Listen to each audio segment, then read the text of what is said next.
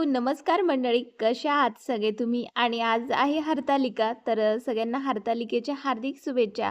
हरतालिका व्रत ना खूप स्त्रियांसाठी खूप जास्त महत्त्वाचं असतं आणि सगळ्यात जास्त स्त्रिया हे हरतालिका व्रताची वर्षभर वाट बघत असतात. कारण सगळ्यात आवडता सण म्हणजे हरतालिकाचा असतो आणि माझंसुद्धा खूप जास्त फेवरेट आहे. तर सकाळ सुंदर अशी सुरुवात झालेली होती आणि हा व्हिडिओ आहे कालचा. तर मी हरतालिका व्रतासाठी ना पूर्वतयारी काय काय करून ठेवती ह्याचाच व्हिडिओ तुमच्यासोबत शेअर करते तर नक्कीच तुम्हाला आवडेल. तर शेवटपर्यंत बघा आणि आवडल्यास चॅनलला लाईक शेअर सबस्क्राईब करायला विसरू नका. हरतालिकेची जर आपण पूर्वतयारी करून ठेवली ना तर आपली पूजेच्या दिवशी काही काही गडबड होणार नाही. म्हणून मी अगोदरच्या दिवशी असे पूर्ण देव वगैरे तांब्या पितळाची जे जे भांडे सुद्धा असतात ते सुद्धा स्वच्छ घासून घेत असते.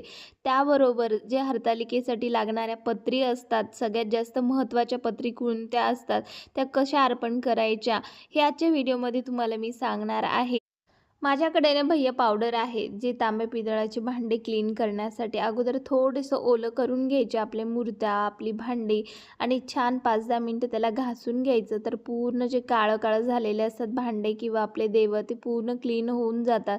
तर बघा माझे भांडे ना एकदम चमकदार दिसायला लागले आणि देवाच्या मूर्त्यासुद्धा बघा किती स्वच्छ आणि क्लीन निघालेल्या आहे. तर थोडंफार तर मूर्त्यामध्ये राहून जातं. आपण काही ब्रशनी वगैरे देवाच्या मूर्त्या ह्या घासू शकत नाही. त्यानंतर बघा देवांना सुद्धा थोडंसं असं चरचर, सुनसून झाल्यासारखं वाटतं ना, तर हे पारंपरिक जे बेसन पीठ आणि हळद घालून मी उटणं तयार करते. देवाला सुद्धा खूप छान वाटतं आणि आपल्याला सुद्धा देव ना पूर्ण छान प्रसन्न आणि प्रफुल्लित झाल्यासारखे सुद्धा दिसून येतात. तर बघा त्यानंतर ना भैया पावडर यूज केल्यानंतर आपण ना भांड्यांना थोडंसा विम जेल किंवा जी आपल्याकडे साबण आहे भांड्याची ती लावून घ्यायची, जेणेकरून डागसुद्धा लवकर मिनिमम 2-3 दिवस तरी पडणार नाही. त्यानंतर चला उद्याची तयारीसाठी ना पत्र्या गोळा करून आणायच्या आहे. मी काही बाजारामधून वगैरे आणत नसते ना, एखाद्या वेळेस नाहीच मिळालं तर बाजारातून सुद्धा घेऊन येत असते. तर बघा इथे ना हे तगरीचं फुलाचा जो झाड आहे ना त्याची मी पानं अगोदर सुरुवातीला घेते, कारण पांढरी शुभ्र तगरीची फुलंसुद्धा असतात त्याला आणि विरूसुद्धा बघा मला खूप जास्त मदत करत असतो. तर विरूनीसुद्धा भरपूर फुलं आणि पानं तोडले. आपल्या ना पत्री ह्या 16, 11, 7, 21 या प्रमाणामध्ये घ्यायच्या असतात आणि नाही जर मिळाले तर 3 किंवा 5 सुद्धा आपण अर्पण करू शकत असतो. तर बघा ना इथे मी पेरूचं झाडाच्या फांद्यासुद्धा 2-3 तोडून घेतल्या, जेणेकरून घरी जाऊन मी निवडून काढेल. खरं तर ना हरतालिकेची पूजेमध्ये आघाडा, केना, धोत्र्याचं फळ, धोत्र्याचं फूल आणि बेलाचा सगळ्यात जास्त मान असतो. त्याचबरोबर हे गोकर्णाचं जे निळं किंवा पांढरं फूल जर मिळालं ना, ह्याला खूप जास्त महत्त्व असतं. इतर पत्री जरी नाही मिळाल्या तरी आपल्याला आघाडा, केना, बेल त्याबरोबर गोकर्णाची आणि धोत्र्याचं फल, फूल भेटणं खूप जास्त गरजेचं असतं. तर मला तर ना त्याबरोबर सगळेच पत्रीसुद्धा मिळालेल्या होत्या. तर मी हे फूल तोडलेलं आहे धोत्र्याचं, याला काही फळ लागलेलं नव्हतं. आणि त्यानंतर जे प्रत्येक आपल्या शुभ कामासाठी आंब्याचे आणि अशोकाची जी पानं असतात ते सुद्धा तोडून घेतली. दुर्वासुद्धा आणलेली होती आणि समोरच बांधकाम सुरू होतं, तिथली मी वाळू आणलेली आहे. पण वाळू थोडीशी घाण असते, तर आपण स्वच्छ पाण्याने धुवून घ्यायची. बऱ्याच ठिकाणी गोवर पेरून त्या पिंडीची सुद्धा पूजा केली जाते, पण माझ्याकडे अशी वाळूचीच पिंड तयार केली जाते. आपण ना जी स्वतः तयारी करण्यामध्ये आनंद असतो आणि विकत घेण्यामध्ये जो आनंद असतो ना त्याच्यामध्ये बराचसा फरक असतो. तर मला तरी ना हे लहानपणीपासून अशा गोष्टी खूप आवडतात. देवाची तयारी करणे किंवा कुठलीही देवाची पूजा असते ना ती करायला मला फार जास्त आवडत आहे. पूर्वीसुद्धा बायकांना सगळ्या घरीच तयारी करत होत्या. पण आता ना खूपच पुढे गेलेलं आहे जग. तर इथे सगळं काही आपल्या घरासमोरच अवेलेबल होतं. मलासुद्धा हा बेलपुडा ना माझ्या घराच्या समोरच मिळालेलं होतं. मी तिथूनच घेतला. त्यानंतर बघा मी असं पूर्ण निवडून वगैरे ठेवलेलं आहे. तुम्ही सुद्धा अशा प्रकारे घरच्या घरी तयारी करत असता का? रेडीमेडच पुडा घेता? हे सुद्धा मला नक्कीच कमेंटमध्ये सांगा आणि माझी तयारी कशी वाटली हे सुद्धा सांगायला विसरू नका. आणि हा सुद्धा बघा हार्ट शेपमध्ये मला परत एकदा बेल मिळालेला आहे.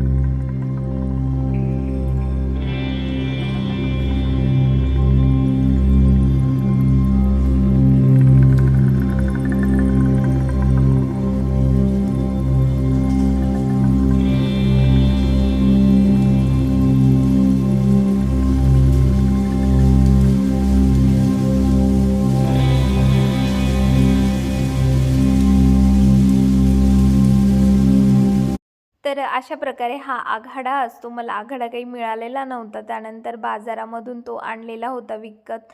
तर दुर्वासुद्धा आणल्या, त्यासुद्धा निवडून घेतलेल्या होत्या. आणि केळीचे खांब आहोंनी बाजारामधूनच आणलेली होती. त्यानंतर जे ओटीचं सामान होतं, ओटीसुद्धा आणलेली होती. त्याबरोबर यांना वाटलं नारळसुद्धा लागते की काय. कुणी नारळाचा कलशसुद्धा मांडतो आणि कुणी मांडतसुद्धा नाही. त्यानंतर बघा एवढी सारी तयारी करून ठेवलेली होती मी. आजच्या पूजेमध्ये ना आपल्याला 16 प्रकारच्या पत्री लागतात. तर याच्यामध्ये ना मी आघाडा, केना, रामफळ, सीताफळ, सदाफुलीचे, त्याचबरोबर धोत्र्याचे पानं घेतले. तुळशीपत्रसुद्धा ठेवायचं आहे. झेंडूचे जे पानं असतात ते सुद्धा ठेवलेले आहे. त्यानंतर जास्वंदाची पानं, अशी भरपूर प्रकारच्या पत्री ठेवायच्या असतात. तर ही बघा तयारी पूर्ण झालेली होती. त्यानंतर ना माझी उद्याची तयारी करते. थ्रेडिंगला ना पार्लरमध्ये काही जायला वेळच मिळालेला नव्हता. पण माझी थ्रेडिंग काही एवढी वाढलेली नव्हती. तर मी इथे बघा एक धागा घेतलेला आहे आणि दोन्ही बाजूनी ना त्याला फोल्ड करून घ्यायचं आणि थोडंसं पावडर लावून जिथे जिथे आपले जे हेअर असतात ना तिथे असा कट मारायचा असतो. तर बघा अशा प्रकारे ना मी घरच्या घरीच अशी थ्रेडिंग करून घेतली. आणि हो, उद्याच्या जे पूजेचा किंवा मी पूजेमध्ये काय काय अजून साहित्य वाढवलेले आहे ते तुम्हाला उद्याच्या व्हिडिओमध्ये दिसेल. तर नक्कीच आपला हा उद्याचा व्हिडिओसुद्धा बघायला विसरू नका. आणि त्यानंतर बघा थ्रेडिंग खूप सुंदर झाली आणि कुठेच हेअर राहिलेले नाही. बारीक बारीक पूर्ण क्लीन करून घेतले. मेहंदी काढते आहे. सौभाग्याचं लेणंच आहे मेहंदी. मलासुद्धा मेहंदी खूप आवडते, पण मला काढताच येत नाही. तर चला, आजचा तुम्हाला ब्लॉग कसा वाटला नक्कीच कमेंट करून सांगा. आणि आपल्या चॅनलला लाईक, शेअर, सबस्क्राईब करायला विसरू नका. भेटूया उद्या एका नवीन व्हिडिओमध्ये. तोपर्यंत बाय.